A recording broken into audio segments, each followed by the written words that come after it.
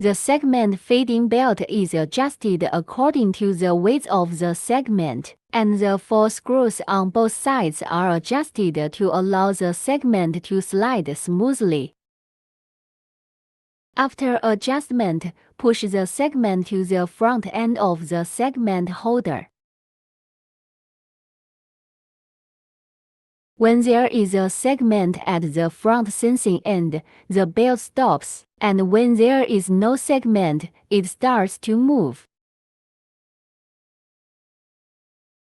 Click the segment transmission stop button, return the segment conveying component to the segment holder. Click the segment separation start button to send the segment to the transfer platform. Click the segment separation stop button to return the segment separation component to its initial position. Click the segment transmission start button to transfer the segment to the segment positioning position.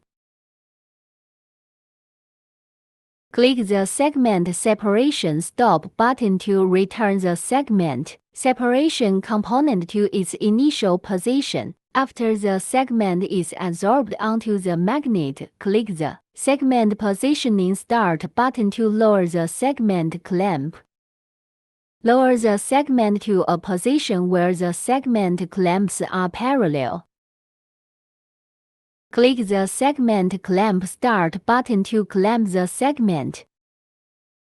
Click the segment positioning stop button to raise the segment positioning component. Click the start button of the welding cylinder to send the segment to the surface of the welding barrel. Check whether the 2 sides of the segment are parallel to the 2 sides of the barrel surface. If the segment tilts to the left or right, turn on the switch above the segment.